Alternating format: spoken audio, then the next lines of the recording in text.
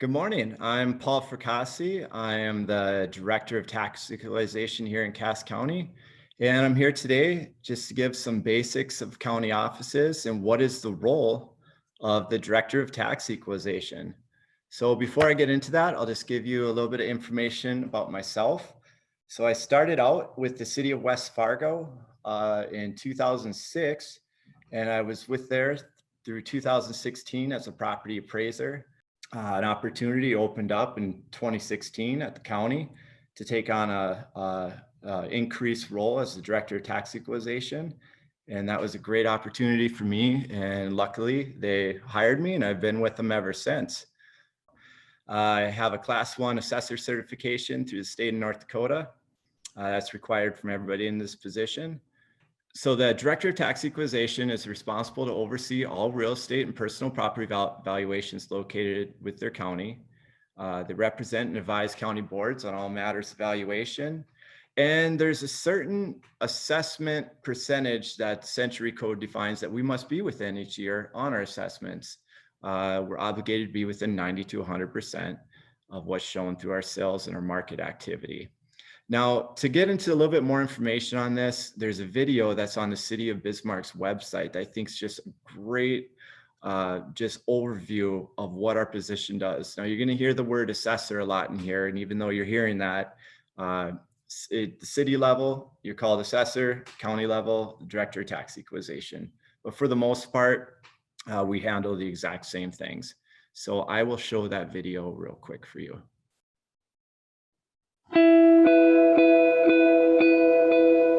So there's a lot of misunderstanding about the role of assessors and how they affect the property tax that homeowners pay.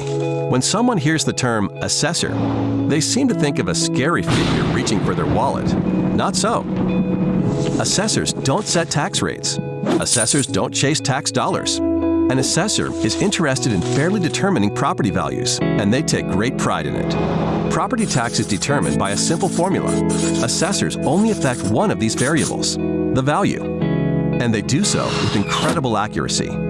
Assessors aren't tax collectors or even tax setters. They're just fellow taxpayers, and their primary goal is to make everything fair and equitable. Imagine that you're in a restaurant with two friends. One orders a hot dog, one orders a plate of caviar, and you order a steak. The waiter comes to the table with a total bill of $100, but he doesn't know how much each of you should pay. If everyone paid the same amount, the guy who ordered the caviar might be happy. But what about the guy who ordered the hot dog? Enter assessors. The food is your property. Just like these meals, some people's property is worth more than others. And it's the assessor's job to determine how much each property is worth. That's it. So in the same way the value of these menu items would need to be determined, an assessor places value on properties to ensure fairness and equity. So some additional breakdowns of our duties that might not have been covered in that video. We administer our administration of North Dakota tax law through the North Dakota Century Code. Obviously, as you saw in the video, the valuation of real estate. And we also handle the equalization, as we talked about, and formal appeals process. So formal appeals process is when somebody is in dispute of their valuation or disagreement with it for numerous reasons. That property owner has the opportunity to appeal their value. And at first it's heard at the city or local level. At that local board or hearing, I should say, the city needs to show support of their valuation that they have on the property. And it's up to the person appealing their value as well to show support of the value that they feel is right for their property. After all information is provided to the board, the commissioners at that meeting will make a recommendation on the valuation that they want to push forward to the county. And that recommendation comes to me, and that's where the director comes in and the duties, my duties begin with that appeal process. So I'll do my due diligence. I'll go out to the property, review it. I'll review the information supplied by the appellant. And I'll review all the information supplied by the city. And I'll make a recommendation to our county commission as to what value is supported. And then that person appealing, if they still are in disagreement after the county board, they have 30 days after the commission makes the recommendation to appeal at district court. Again, a lot of this was touched on in the video, but these are some additional things that we do. The county recorder is basically the heart of where we get our information from. So they send us all the information that happens through every sale. Our recorder, Deb, here at Cass County, has an awesome format where she put together an Excel spreadsheet that she takes from her system, which is called DocuPro, and it has all the grantor, grantee information, sales price, document number, data transaction, all the information we need to start analyzing and reviewing property information. So we import that into what's called our CAMA software. That's computer assisted mass appraisal software. And that is where we start our process.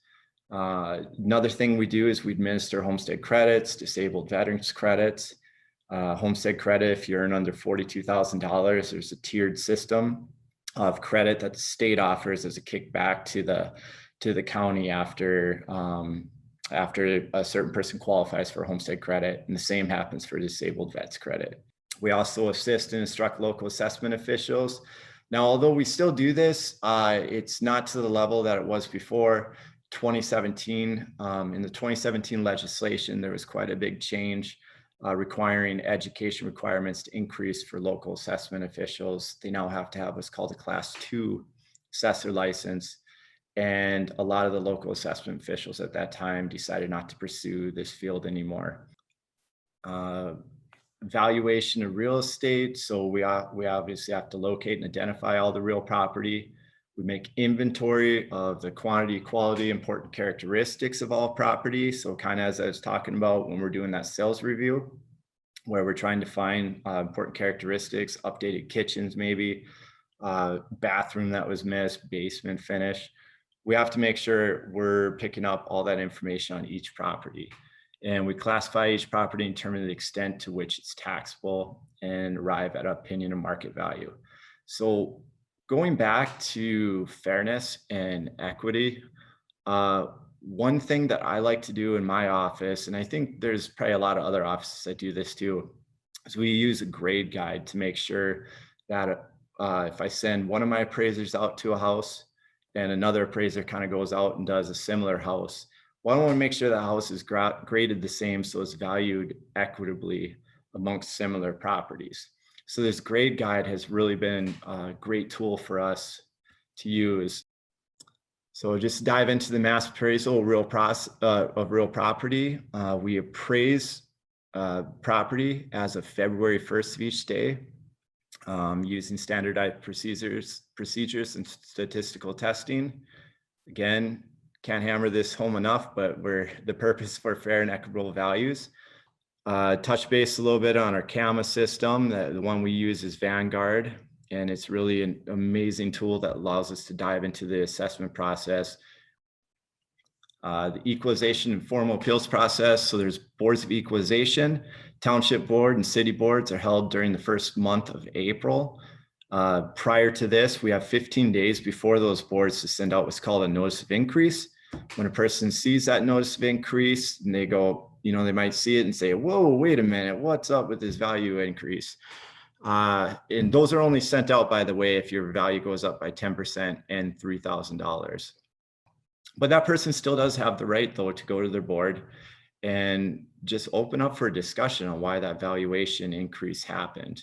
And then it's up for us to, at that board, support our valuations to the commissioners. And then if after that, the recommendations made on those values. And then if they're still in dispute of the value by the time the county board rolls around, which is within the first 10 days of June, that property owner can again go to that board, and we kind of go through the same format where we'll review the property, show our supporting information, and allow our county board to make a recommendation. And again, usually we don't have too many that go past the county board because we're able to just explain the process or create an understanding or support of our valuation. But if something does go past the county board, they have the ability to appeal at the state board as long as they appealed at both the township, city, or county board.